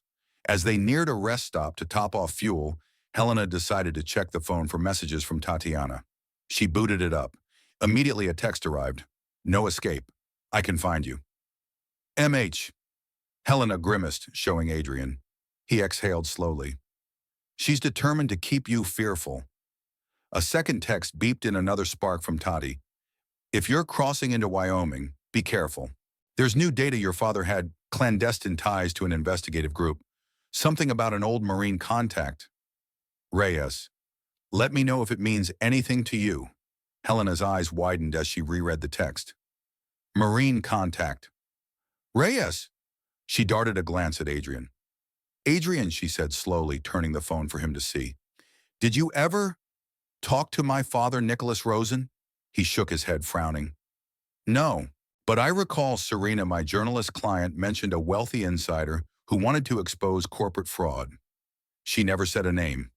Could it have been your father, Helena's pulse soared? If so, my father was trying to blow the whistle. He might have been funneling info to Serena, hoping to reveal the same ring that got her killed. Adrian let out a ragged breath, meaning if they realized your father was collaborating with her, they'd want him gone. They used you to sign the documents that effectively ended his medical coverage, and they also took out Serena. Helena's mind spun. This was tangle number 3. The hidden link between Nicholas Rosen and the journalist Adrian failed to protect. Their guilt was intertwined more deeply than either had realized. They pulled over at the rest stop, hearts pounding with the revelation. Ranger whimpered as if to ask if they were okay. Helena stepped out, the breeze ruffling her hair. She stared at Adrian across the hood of the truck. "So, we've been on the same side all along," she said softly. "My father tried to do what Serena attempted, and both paid for it with their lives." Adrian closed his eyes, the weight of it all settling over him. "If that's true, then we have to finish what they started. We have to bring the real documents to light." She nodded. "And the first step is Thermopolis. Whatever my father hid might confirm everything." They didn't speak further. The sun overhead felt harsher than before, as though the truth scorched them with new intensity. By late afternoon, they were crossing into Wyoming. The road stretched on, winding through open plains and distant mountains. Helena's nerves were taut. She checked the horizon, constantly half convinced Marisol's SUV would appear like a phantom behind them. Adrian broke the silence. "We'll find a motel near Thermopolis, then tomorrow we search for a deposit box or safe house. That number in your planner might lead us there." Helena tapped her phone against her thigh. "We still have no idea who D. Gray is, or if they're even alive." He glanced at her. "We'll figure it out." As the truck crested a hill, they caught sight of a sign announcing Thermopolis, 15 miles. The tension in Helena's gut coiled tighter. This was it, the place her father had mentioned in half-lucid murmurs of springs in the old deposit. She inhaled, determined. No turning back now. They arrived at dusk, the air tinged with the smell of mineral hot springs. Small motels dotted the main strip, each advertising soothing waters or spa services. They chose the most inconspicuous lodging, Motel Flora, a single-story relic with bright pink signage and plastic flamingos on the lawn. Adrian parked in the back again, out of street view. They checked in under false names, paying cash. The clerk, a bored-looking teenager, barely glanced up from his phone. The room was cramped, walls painted a peeling mint green. A single lamp cast flickering light. Helena dropped onto the bed, exhausted from the drive. "Tomorrow," she said, "we start searching for this D. Gray. Maybe the phone number still works." Adrian nodded, setting their suitcases down. "We can ask around discreetly. You rest. I'll walk Ranger, scope the perimeter." As he left, Helena pulled out her father's planner again. Her eyes lingered on the cryptic note, D. Gray, Thermopolis. A wave of apprehension overcame her. She pulled the phone from her pocket and dialed the number. It rang. Once, twice, thrice. Then a mechanical voice. "This number is no longer in service." She hung up, uncertain if she felt relief or disappointment. He's either gone or changed contact info. She'd have to do this the hard way, physically track him or whomever might know him. Adrian returned half an hour later, Ranger trotting behind. He found Helena staring blankly at the ceiling. She looked up, forced a weary smile. "You okay?" he asked gently. She shrugged. "Just thinking about everything. The phone number's disconnected. We might be chasing a ghost." He rubbed the back of his neck. "It's not unusual. People move change lines." Then his eyes flicked to the door. "While I was out, I saw someone who might be tailing us. A guy with an out-of-state plate in a sedan seemed to circle the block twice. Could be nothing but..." Helena's pulse quickened. "So soon? We just got here." Adrian frowned. Marisol's threats come to mind. She might have local contacts, but I can't be sure it's related. "We need to find D. Gray fast," Helena concluded. "In the morning, let's ask around. Maybe a local phone directory, public records at City Hall, anything." Adrian nodded. "We'll just have to be careful. Stick to crowds, no direct mention of your real name." She swallowed the knot in her throat. "Right. We'll start at City Hall." Thermopolis City Hall was a modest sandstone building on a quiet street. That next morning, Helena and Adrian arrived shortly after opening hours, adopting the guises of travelers interested in the local history. With the help of a mild-mannered clerk, they browsed old property deeds and phone directories. Midway through flipping pages, Helena spotted a listing from 15 years ago, Dawson Gray, P.O. Box, 0112 Thermopolis. She tapped it excitedly. That's him, maybe. The clerk, Ms. Pamela Fort, looked over. Dawson Gray. Oh, I recall that name. He was an odd fellow. Owned a small storefront near the hot springs. Something about specialized safes, I think. Adrian and Helena exchanged glances. Specialized safes. Possibly deposit boxes. Helena kept her voice casual. Is he still around? Pamela clucked her tongue. Not sure. He closed up shop maybe 3 or 4 years ago. Moved retired, I never heard details. But if you check the old building on Cedar Street, it might have a sign. Number 306, I believe. Helena mustered a polite smile. Thank you so much. They exited City Hall with hearts pounding. 306 Cedar Street, Helena repeated softly. Let's hope he left something behind. They found the building easily. It was a squat, single-story structure with boarded-up windows and a weathered sign overhead, Gray's Security and Safe Deposit. A padlock hung on the front door. Adrian tested the door locked tight, no surprise. They circled around the back alley, stepping past discarded crates and a faint sulfuric odor from the nearby hot springs. At the rear door, Helena tried the knob. Locked as well. She glanced at Adrian. We might have to pick this or find the property owner. Adrian raised an eyebrow. Breaking in could be risky. If the local sheriff gets involved, Helena tugged at the handle, frustration surging. I don't see another way. This might be our only lead. Before they could decide, a voice behind them startled them both. You folks looking for Dawson Gray? They turned sharply. An older man in a maintenance vest stood there squinting in the daylight. Because he ain't been around in years. Adrian cleared his throat. We heard he might have a deposit box belonging to a family friend. Know where he is now? The man shrugged.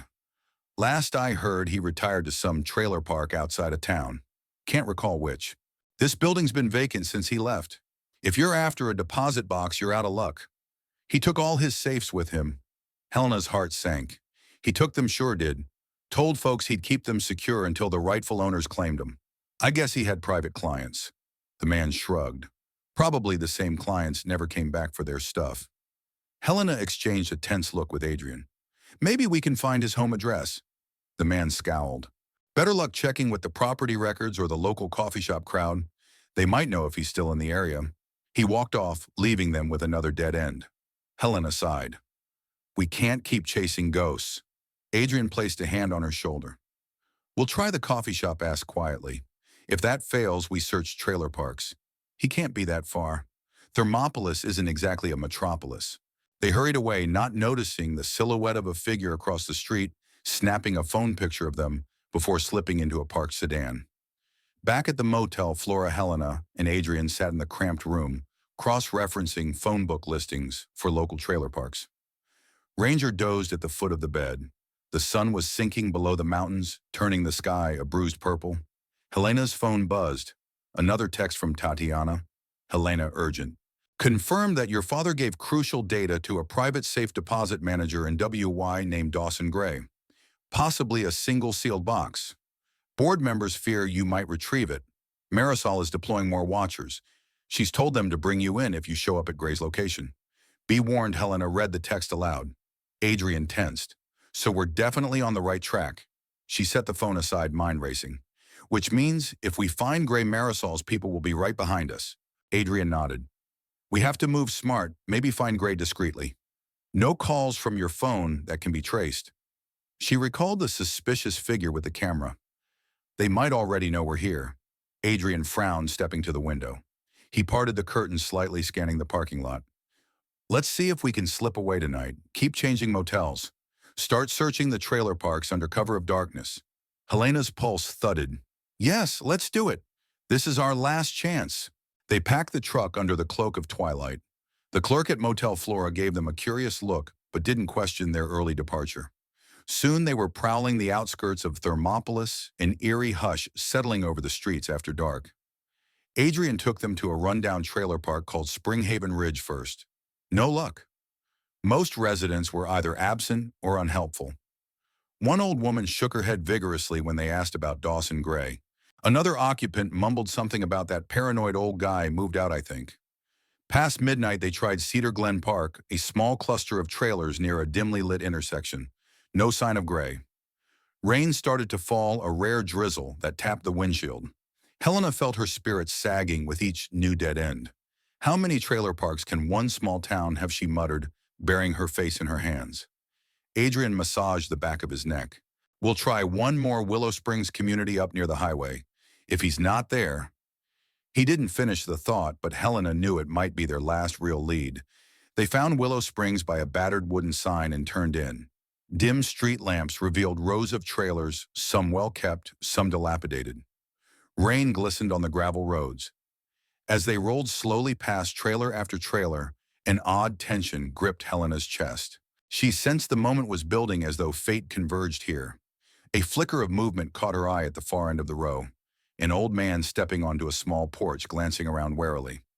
Light spilled from his trailer window, framing his silhouette. Adrian cut the engine. "Let me do the talking," he whispered, then paused. "Or maybe you should. If he recognizes the name Rosen, it might be key." Helena nodded. They climbed out into the drizzle.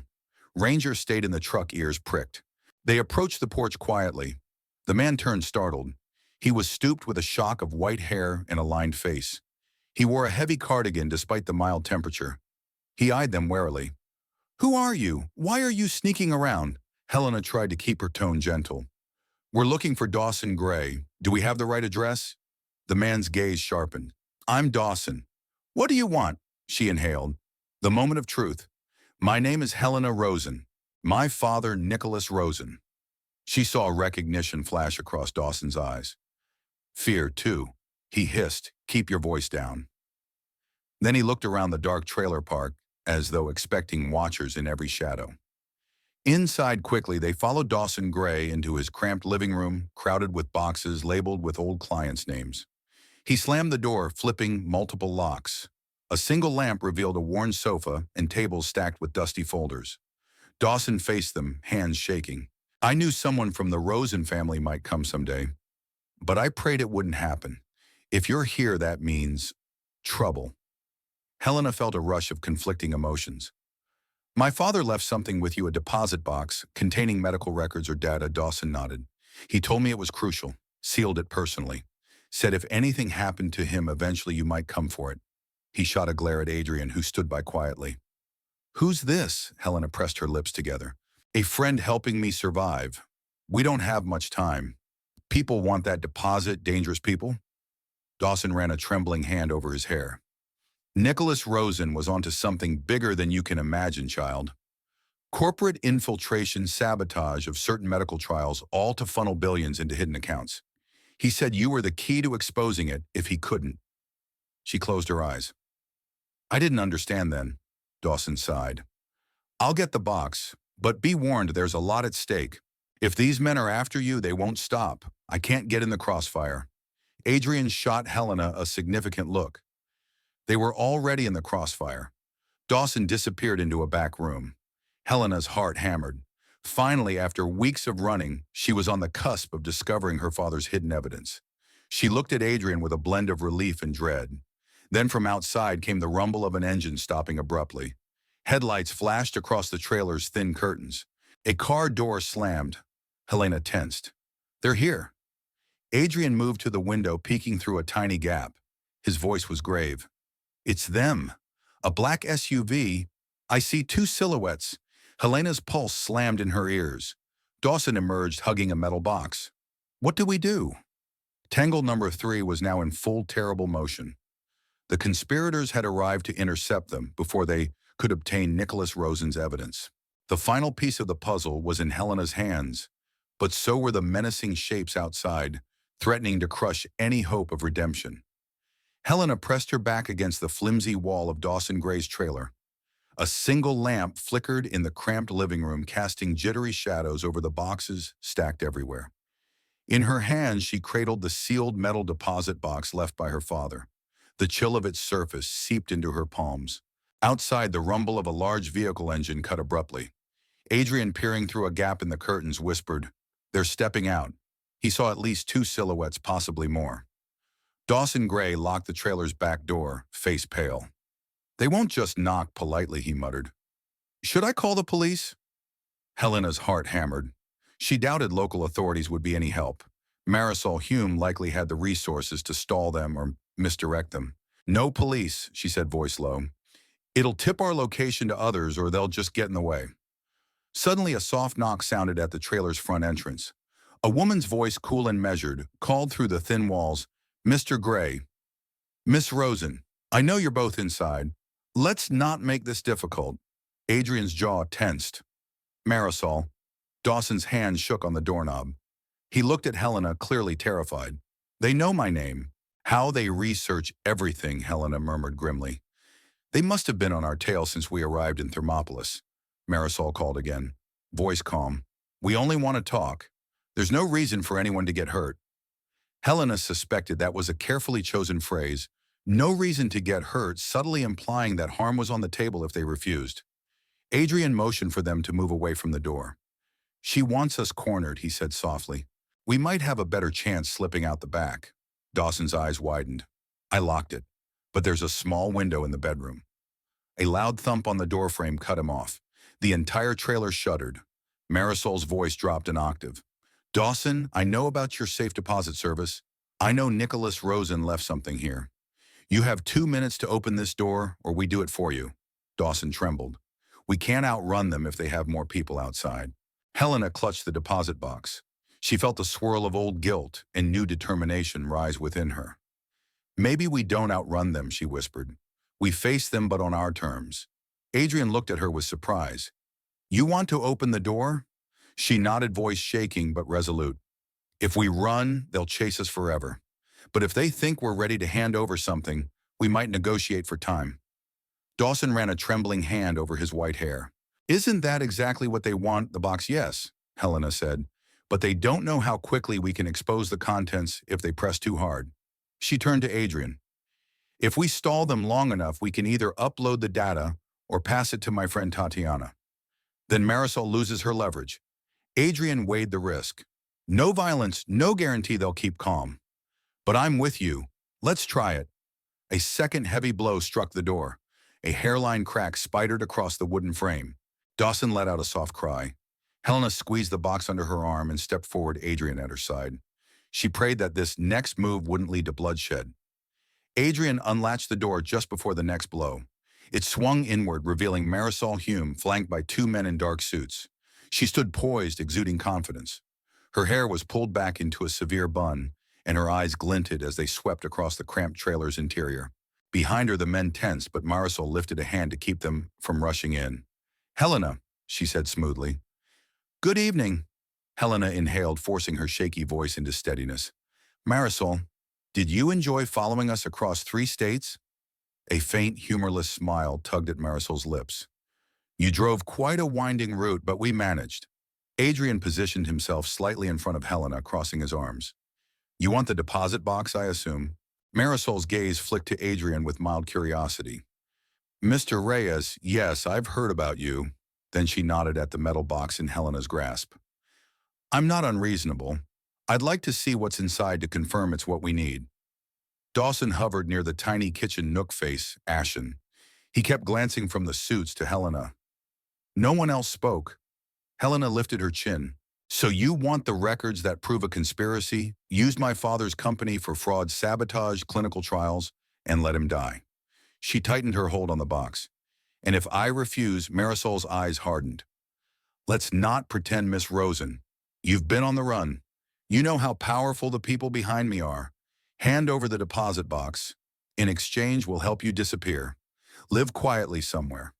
Helena tasted bile at the back of her throat. "Disappear," she thought, "like my father or Serena." She looked at Adrian. He gave a subtle nod, and she took a small step forward, brandishing the sealed box. "I'll open it," she said, "and we'll see how we can arrange terms." Marisol nodded to her men. They stepped back slightly, though Helena suspected they stood ready to pounce at the first sign of betrayal. Heart pounding, Helena set the box on a cluttered side table. Dawson retrieved an old ring of keys from his pocket, one of which belonged to the sealed box. Hands trembling, he inserted the key and gave it a turn. A metallic click sounded. Helena flipped the lid open, revealing a neat arrangement of files, a small external hard drive, and an old cassette tape labeled in her father's handwriting, Confession, 124XX. She stared at it, a swirl of emotions washing over her. A cassette. She had no idea her father recorded anything that old-fashioned. Marisol took half a step closer, eyes gleaming. That would be it then. Adrian cast Helena a sidelong glance. We should see what's on these documents first. One of Marisol's men raised a protesting hand, but Marisol spoke first. Fine. Read them. But keep in mind we can't stay here forever. Her tone deceptively polite masked her impatience. Dawson's shaky fingers lifted the top file. Inside were medical receipts for specialized treatments and emails referencing delays from corporate offices. Another folder signed affidavits from Dr. Harriet Ling, attesting to unethical protocols. Helena's stomach turned. This was proof her father had been sabotaged from within. Then Helena noticed a sealed envelope at the bottom, for Helena only after my death. She tore it open, pulling out a brief letter in her father's scrawled script. Helena, if you're reading this, I'm gone. I wish I could have protected you from the cruel truth. I was part of something bigger in effort with a journalist named Serena Holt. She was gathering evidence that corporate criminals hijack medical trials for profit. I gave her data from inside Rosen & Co. But we were betrayed. Someone inside the company sold us out. They blackmailed me using your signing authority, ensuring no advanced treatment would come. Yet I could not hate you. You were used as I was. The men behind this are the same ones who threatened Serena. I ask you to forgive me. I withheld the truth, hoping to shield you. If you can finish what we started, you'll expose all of them. This box holds that chance. Your father. Tears stung Helena's eyes. She clutched the letter, glancing at Adrian with a tearful nod. This was the final piece. Nicholas Rosen and Serena Holt had collaborated. Tangle number 4 crystallized. Helena's father knowingly placed her in the line of fire, hoping she would discover the truth too late to save him, but soon enough to save countless others. Adrian, jaw tight, whispered, "So it's all connected." My journalist's source was your father. Marisol grew restless. Is this a soap opera, or do we have what we need? She reached for the external hard drive. Helena instinctively blocked her hand. Helena's voice came out stronger than she felt. We have proof of everything, and I can broadcast it at any moment. She produced her phone from her pocket, brandishing it like a talisman. One text and my contact sends these files to every major news outlet. So let's talk terms. Marisol's expression tightened. Her men bristled behind her. You won't do it, Marisol said, a subtle threat lacing her words. Because that leaves you unprotected once you have no leverage. Helena's gaze flicked to Adrian, who gave a slight nod. They'd already agreed on a plan. If Marisol tried to seize the evidence, they'd upload it immediately. No negotiations.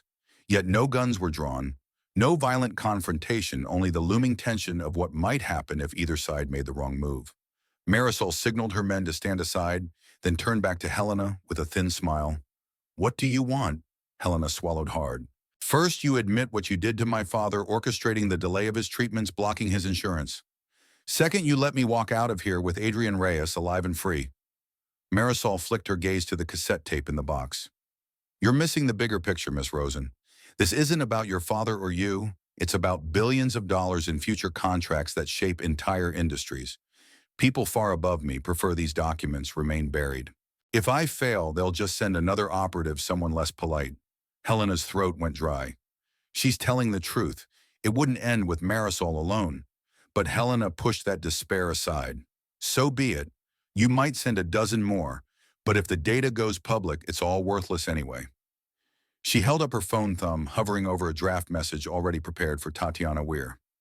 Adrian's steady presence beside her sharpened the moment. She felt his unspoken support, recalling the midnight conversation at the motel where he vowed not to flinch again. This was that moment. Marisol's expression shifted. Fine, she said at last, voice clipped. You want to walk out of here? You can. Hand me the drive and I'll escort you to the edge of town. After that, your life is your own. Helena's eyes narrowed. And what about Dawson Gray? Dawson jerked his head up, eyes fearful. I'm just a bystander, he stammered. Marisol tilted her head. He's no threat if he never opens another deposit box. He can stay alive. Dawson's face pinched with confusion, but relief flickered in his eyes. Adrian, on the other hand, remained tense. You expect us to believe you'll let us all live once you have the drive. Marisol's tight smile returned. I'm not a killer, I'm a negotiator. I prefer to keep things tidy. Helena, though, sensed a trap. If they handed over the drive, Marisol would simply wait and strike again if she suspected Helena possessed duplicates. Yet time was short, and tension hung thick in the trailer. A sudden thought struck Helena. She reached for the old cassette tape labeled Confession. You mind if I hear my father's voice one last time, she asked voice-taut. Marisol's brow furrowed. We don't have a cassette player. Dawson, however, hurried to the corner of the living room, where a dusty old tape deck sat amid boxes. I still have this relic, he muttered, plugging it in. Helena inserted the tape-pressing play. The player whirred, then crackled with static. Nicholas Rosen's voice filtered through the tinny speaker, weak but determined. A.Y. Nicholas Rosen, record this to clarify my involvement in a conspiracy of corporate sabotage, insurance fraud, and stifled clinical trials. I was complicit, initially believing I could reform the system from the inside. But I discovered that certain board members, Marisol's jaw tightened. The men behind her shifted. Helena's father's voice continued, coerced me to silence Serena Holt, a journalist who threatened to expose them. I refused. They threatened my daughter Helena, forcing her to sign over my treatment approvals. By the time I realized the extent of their plan, it was too late for me. But not too late for others. If you're hearing this, Helena, it means you found the deposit box. I'm asking you to keep fighting. Expose them all. Don't let my mistakes bury you too. The tape clicked, sputtered, then cut off. A hush fell. Adrian swallowed. Helena stood frozen, tears brimming. She had believed her father was purely a victim, but Tangle number 4 and possibly number 5 was laid bare. He admitted complicity at first. He'd tried to game the system from within. Marisol's face was stone. Touching, she said flatly, but Helena saw anger flicker. If Nicholas Rosen's confession reached the public, it would confirm not only the wrongdoing, but also the broader network. Nobody moved. The tension could have led to violence in a different story, but here it manifested as an agonizing hush, each side unsure who would blink first. Dawson hovered near the tape deck, wringing his hands. Adrian stood protectively close to Helena, fists curled but no gun in sight, and Marisol maintained that aura of chilly control. Finally, Helena broke the silence. This changes nothing, she said. We walk out of here, or I send the files right now. Marisol's throat bobbed.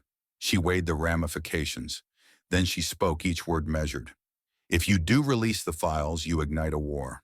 The board, the real power players, will move swiftly. They'll discredit you, your father, your friend, Ms. Weir. They'll bury you under lawsuits. Helena felt a flicker of fear, but forced herself to remain resolute. Then let them come. I won't spend my life running. I'd rather face them than keep silent. Marisol took a single step forward, halving the distance between them. Adrian tensed, but she only reached into her pocket to retrieve a phone. I can call them off, she said. I can give you a window to vanish, but the data. Her words broke off as Helena's phone buzzed unexpectedly. Helena's heart lurched. She lifted it. Tatiana's number flashed on screen. She shot a quick glance at Marisol, who merely raised her brows, giving Helena silent permission to answer. Helena put the call on speaker. Tatiana's voice crackled. Helena, oh, thank God. I've been trying to warn you. They're launching a smear campaign already, some fabricated evidence that you embezzled funds. If you don't release your father's files now, they'll crucify you publicly. But if you do release them alone, they'll label it fake or stolen.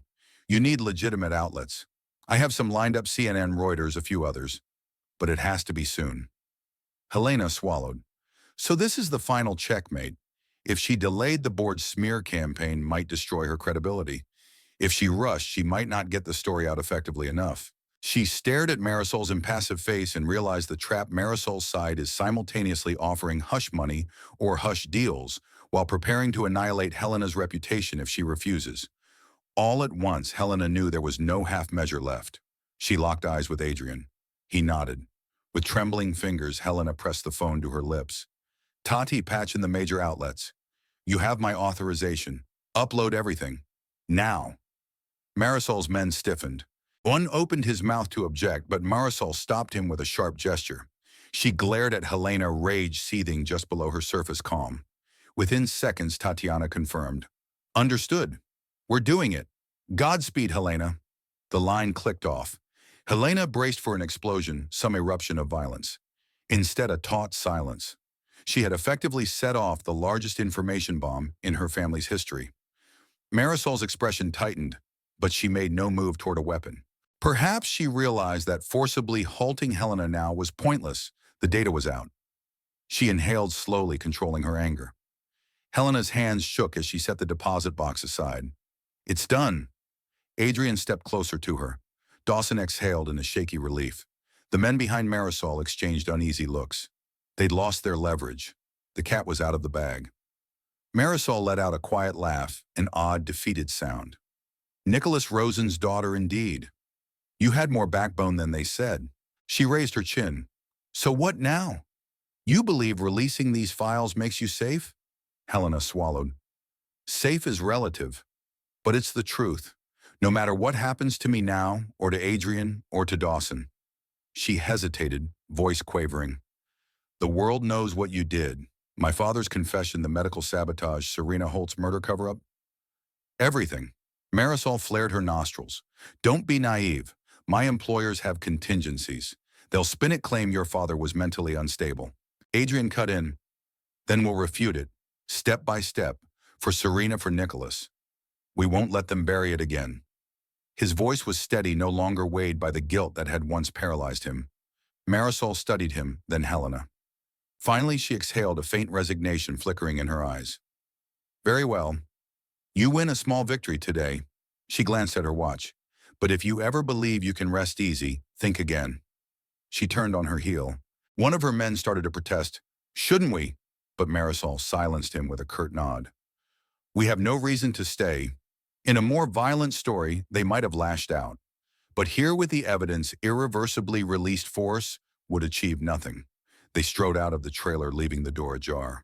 The SUV engine revved to life moments later, and the vehicle rumbled away into the night.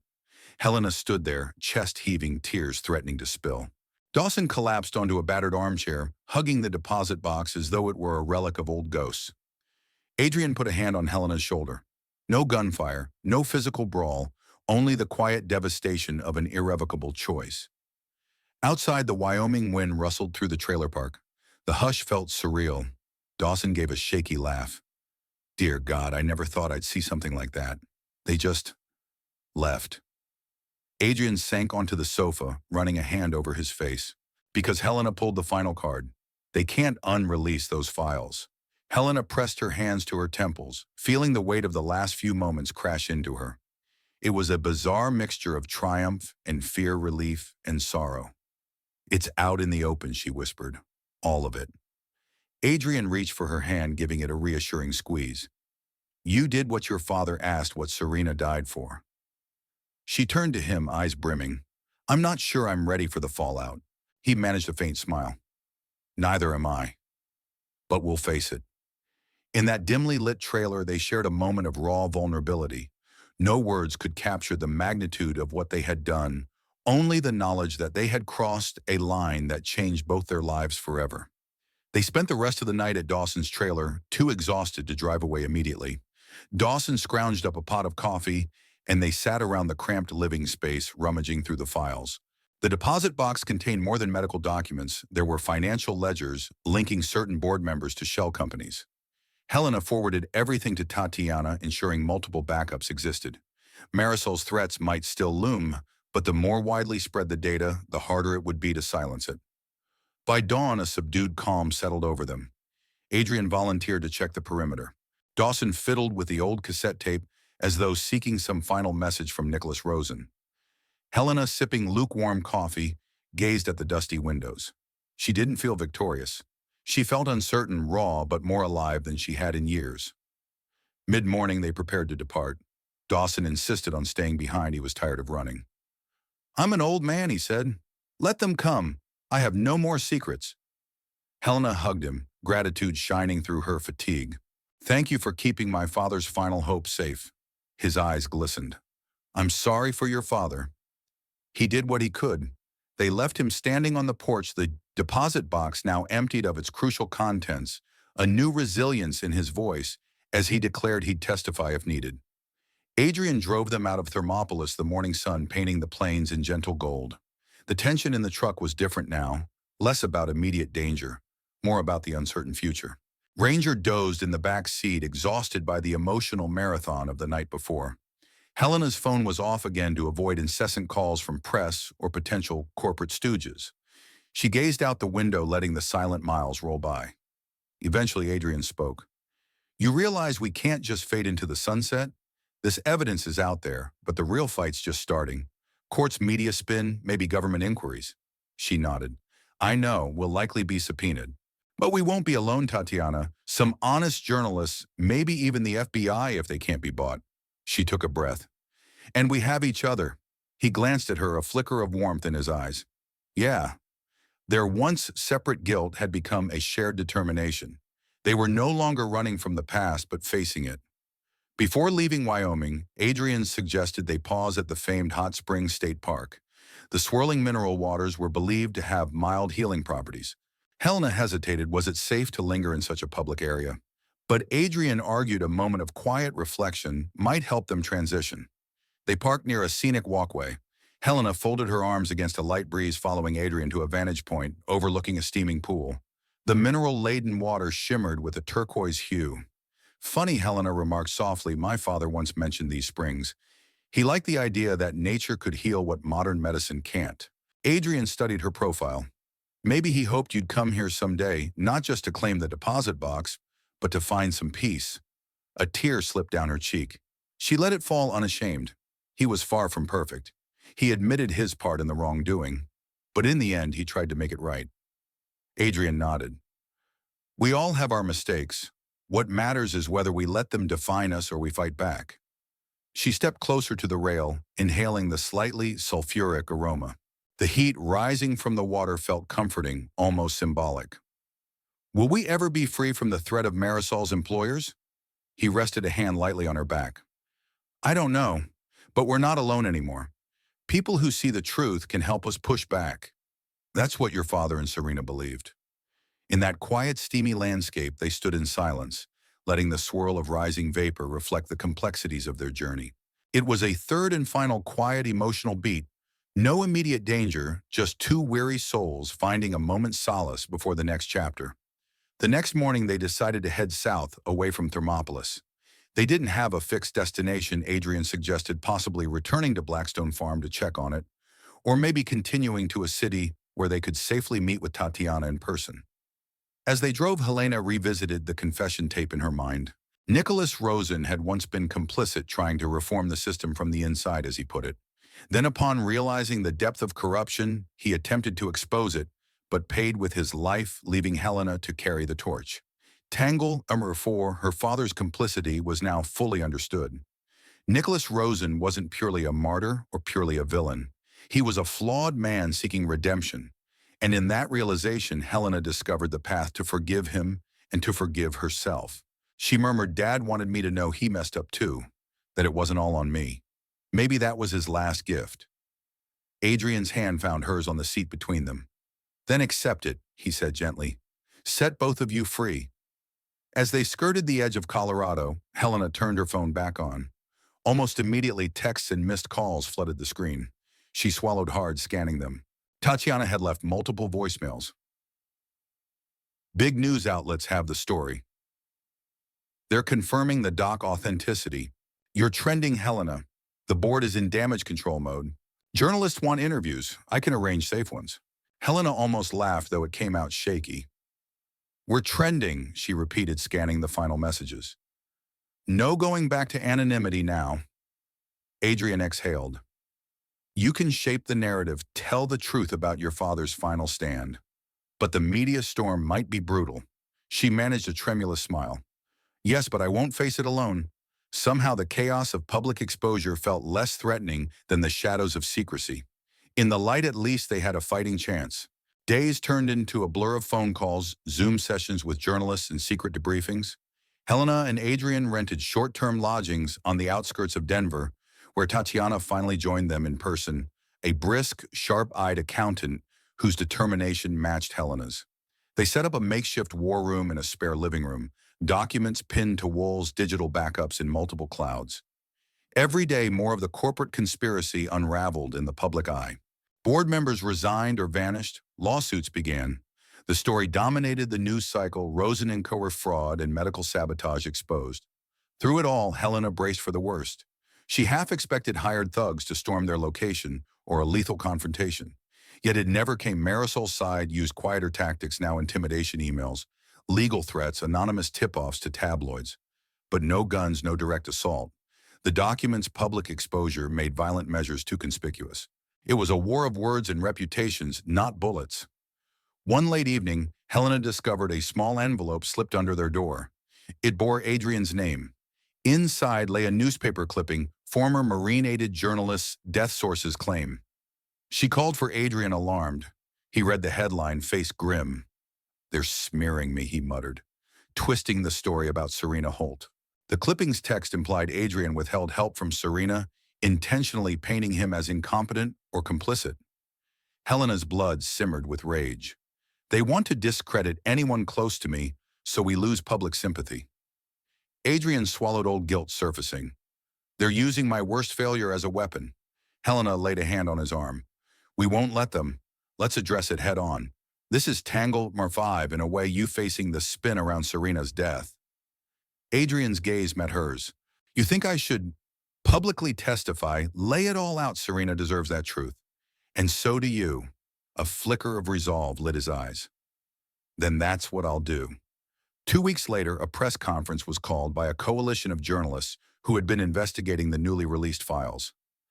Helena stood at a small podium in a borrowed conference hall. She wore a simple blouse and slacks, no more designer outfits, no illusions. The room buzzed with media. Photographers clicked shutters. Reporters clamored for quotes. Adrian hovered behind her along with Tatiana and a couple of attorneys. Nervous sweat trickled down Helena's neck, but she steadied herself. She spoke into the microphone. "My name is Helena Rosen. My father, Nicholas Rosen, was complicit in a corporate conspiracy that ended up claiming his own life. He also tried to expose it, working with a journalist named Serena Holt. She was murdered for getting too close. Another ally, Adrian Reyes, tried to protect her, but was outmaneuvered. He's here to share his account." She gestured for Adrian. He stepped forward, clearing his throat. The cameras flashed, but he squared his shoulders, no longer the man who fled to the desert out of shame. He recounted Serena's story. She had evidence of corporate malfeasance. "We hid, we ran. I let my guard down and she was killed. I've carried that guilt every day." He paused, voice trembling. "Now that these files are public, I want the world to know Serena Holt was a hero. Her death was not a random tragedy, but the direct result of corporate intimidation." A murmur rippled through the journalists. Some jotted notes, others raised hands for questions. Helena braced for backlash. Instead, she saw expressions of empathy. The momentum of truth was on their side. In that moment, Tangle number 5 found resolution. Adrian publicly released his guilt, refusing to let them twist the narrative, and Helena stood beside him, unwavering. As the press conference concluded, Helena felt a tap on her shoulder. She turned to see Marisol Hume in the crowd, partially concealed by a scarf and sunglasses. Helena's heart lurched. She hadn't expected Marisol to appear in public. Marisol stepped close, voice low enough that no microphone would catch it. "Impressive show," she murmured. "But you're painting a target on your back." Helena's pulse quickened. "I thought you'd prefer a quiet corner." "Why come here?" Marisol's lips formed a mirthless smile. "Because I need you to understand the board is in shambles. My direct superiors are pulling out. They've cut me loose to save themselves." She gave a soft, sardonic laugh. "I'm out of a job, ironically, thanks to you." Helena swallowed. "I'm not sure how to feel about that." Marisol shrugged. "Don't pity me, Rosen. I made my choices." She reached into her coat and Helena flinched, but Marisol simply withdrew a small envelope. "This is for you. A piece of advice: don't dwell on revenge. Focus on fixing what's broken." She pressed the envelope into Helena's hand, then turned and melted into the dispersing crowd. Helena stared after her stunned until Adrian came over. What was that about? She opened the envelope to find a single slip of paper reading, "In corruption, new snakes always grow. Choose your battles." No signature, but Helena recognized Marisol's sleek handwriting. Adrian exhaled, shoulders relaxing. Let her slither away. We'll handle the battles that come. They left the venue with the sense that Marisol's era of menace had ended. Another threat might arise in time, but for now they had won a crucial victory. A month later, Helena and Adrian decided to drive back to Arizona.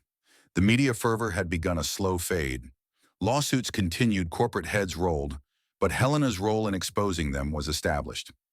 Adrian's account regarding Serena Holt shifted public sympathy in his favor. They had new allies and ample reason to rebuild. They arrived at Blackstone Farm in the soft glow of late afternoon. The desert horizon stretched out in dusty amber. Ranger bounded from the truck, barking excitedly at familiar smells. Adrian and Helena walked the perimeter fence, checking if everything was still standing. It looked almost the same as when Helena first arrived, half dead, the weathered porch, the rickety barn, the orchard clinging to life in the arid soil. Yet everything felt different to her, saturated with meaning. This place had been her unlikely sanctuary. On the porch, a single letter lay tucked under a pot of succulents. Adrian picked it up. No postmark, he observed. Helena opened it carefully, reading, "Mr. Reyes, Ms. Rosen. If you see this, I hope you know you're always welcome in town. Some of the neighbors were worried after you left so suddenly. I kept an eye on the place. Everything's in good shape. Sincerely, Tobias the Goatman." Helena smiled. Human kindness is an underrated force. Adrian slid an arm around her waist. Especially after the storms we've weathered. They stood on that porch, gazing at the desert sky. For Helena, it was a moment of quiet closure. She turned to Adrian. "I think I'd like to stay here a while if that's okay. Build a life. It doesn't have to be forever, but I need to heal." Adrian's eyes warmed. "I was hoping you'd say that." A gentle breeze swept across the porch, carrying the faint scent of sage.